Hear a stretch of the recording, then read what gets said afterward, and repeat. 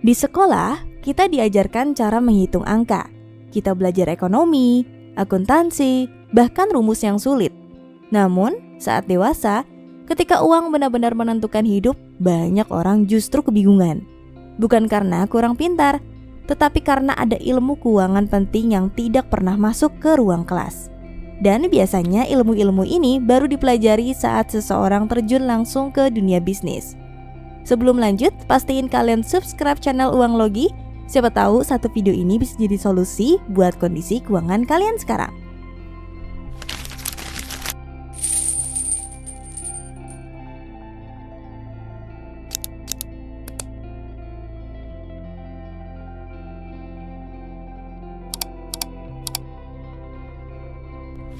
Di bangku sekolah kita diajarkan cara menghitung. Kita belajar ekonomi, akuntansi, dan berbagai rumus keuangan.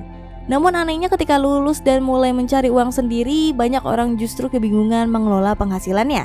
Bukan karena mereka bodoh, tetapi karena ada ilmu keuangan penting yang tidak pernah diajarkan di ruang kelas.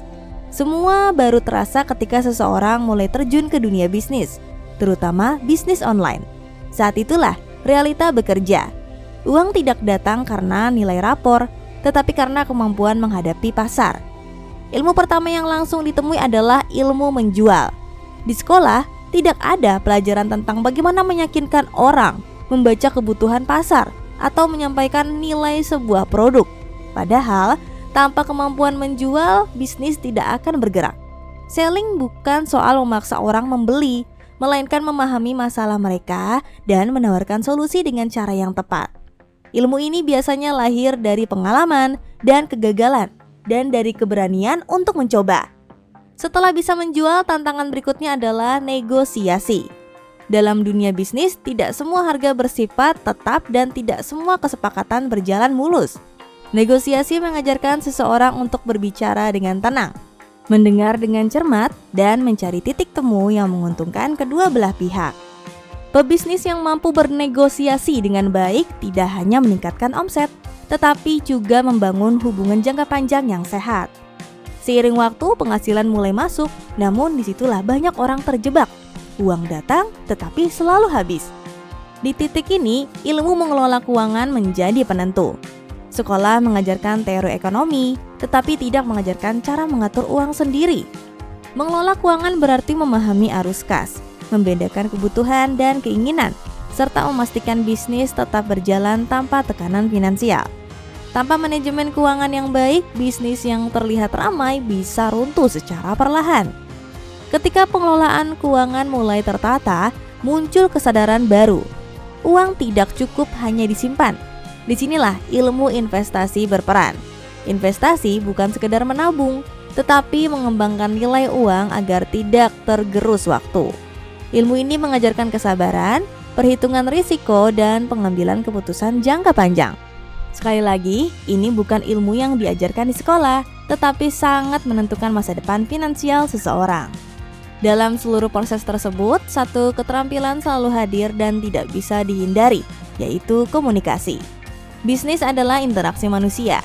Cara berbicara, cara menyampaikan pesan, dan cara merespon masalah akan membentuk kepercayaan. Komunikasi yang baik bukan hanya soal kata-kata, tetapi juga sikap, empati, dan kejelasan.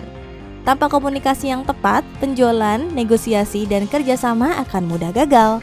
Perkembangan teknologi kemudian membuka jalan baru melalui sistem dropship dan reseller.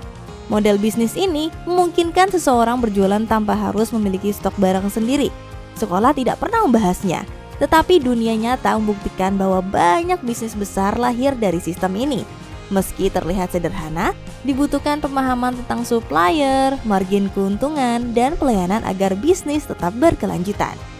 Dan pada akhirnya semua usaha akan sulit berkembang tanpa kemampuan membuat konten. Konten adalah cara bisnis berbicara kepada dunia. Melalui konten, produk dikenalkan, kepercayaan dibangun, dan pasar dijangkau. Ilmu membuat konten bukan hanya soal visual atau tulisan, tetapi tentang memahami audiens dan menyampaikan pesan dengan tepat. Di era digital, konten bukan pelengkap, melainkan kebutuhan utama. Sekolah mengajarkan kita cara berpikir, namun dunia bisnis memaksa kita belajar cara bertahan. Tujuh ilmu keuangan ini tidak pernah diajarkan secara formal, tetapi justru menentukan apakah seseorang sekedar bekerja untuk uang atau mampu mengendalikan uang dalam hidupnya.